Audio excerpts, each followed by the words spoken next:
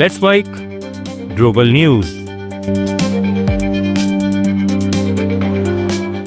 बांग्लादेश के राष्ट्रपति मोहम्मद शहाबुद्दीन ने दावा किया है कि पूर्व प्रधानमंत्री शेख हसीना के इस्तीफे का कोई लिखित पत्र उनके पास नहीं है, जिससे मोहम्मद यूनुस की पूर्व अंतरिम सरकार की संवैधानिक वैधता पर गंभीर सवाल उठे हैं।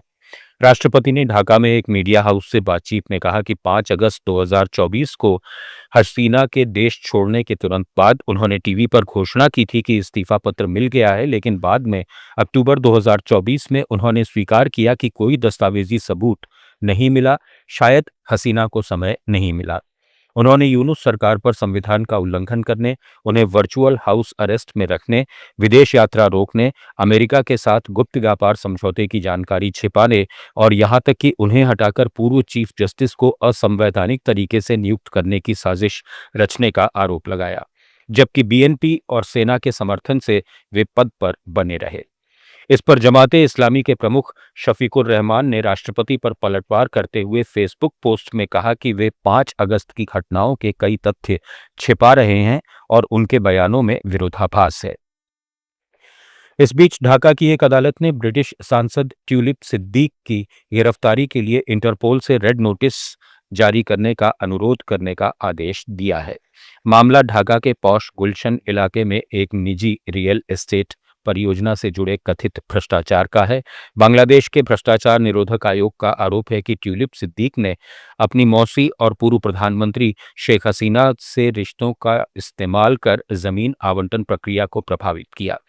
अदालत ने ये आदेश आयोग की याचिका पर दिया। सिद्दीक पहले भी 3 मामलों में 6 साल की सजा पा चुकी हैं। हालांकि उन्होंने सभी आरोपों को खारिज करते हुए फैसलों को राजनीतिक बताया है।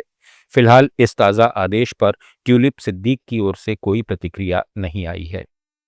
मिडिल ईस्ट में बढ़ते सैन्य तनाव के बीच अमेरिकी उपराष्ट्रपति जेडी वेंस ने ईरान को सख्त चेतावनी दी है। फॉक्स न्यूज को दिए इंटरव्यू में वेंस ने कहा कि अमेरिका की कूटनीति को कमजोरी न समझा जाए और जरूरत पड़ने पर सैन्य विकल्प भी इस्तेमाल किए जाएंगे। उन्होंने कहा कि दुनिया के सबसे खतरनाक शासन को परमाणु हथियार रखने की इजाजत नहीं दी जा सकती। वेंस के मुताबिक बातचीत कितनी देर तक चलेगी, इसका अंतिम फैसला राष्ट्रपति डोनाल्ड ट्रंप करेंगे। ये बयान ऐसे समय आया है जब अमेरिका और ईरान के बीच जेनेवा में तीसरे दौर की बातचीत होने जा रही है। इसी बीच अमेरिका ने मिडिल ईस्ट में 50 से ज्यादा फाइटर जेट और USS Gerald R Ford aircraft carrier strike group तैनात कर दिए हैं। ईरान ने अमेरिकी दबाव को खारिज करते हुए चेतावनी दी है कि किसी भी हमले की स्थिति में क्षेत्र में मौजूद सभी अमेरिकी सैन्य अड्डे उसके निशाने पर होंगे।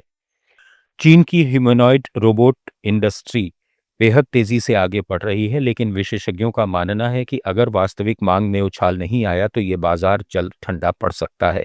फिलहाल इस सेक्टर को सबसे बड़ा सहारा सरकार से मिल रहा है। स्थानीय सरकारें कई टेस्टिंग सेंटर बना रही हैं, जहां कंपनियां रोबोट्स को अलग अलग काम देकर उनका डेटा इकट्ठा कर रही हैं।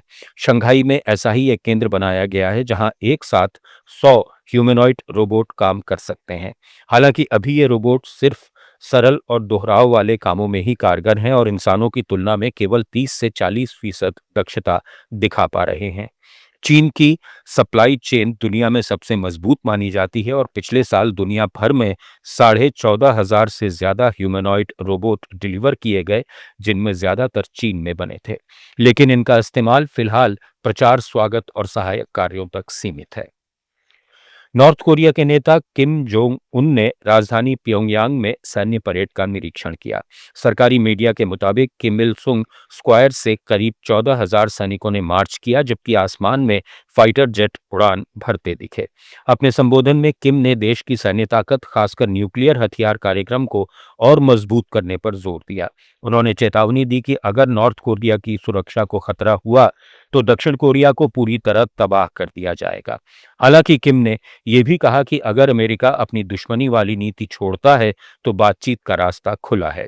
परेड में टैंक और आईसीबीएम जैसे हथियार नहीं दिखाए गए जो चर्चा का विषय बने। इस दौरान किम के साथ उनकी बेटी जू ए भी मौजूद रहीं। ग्लोबल न्यूज में फिलहाल इतना ही। जुड़े रहिए लेट्स माइक के साथ।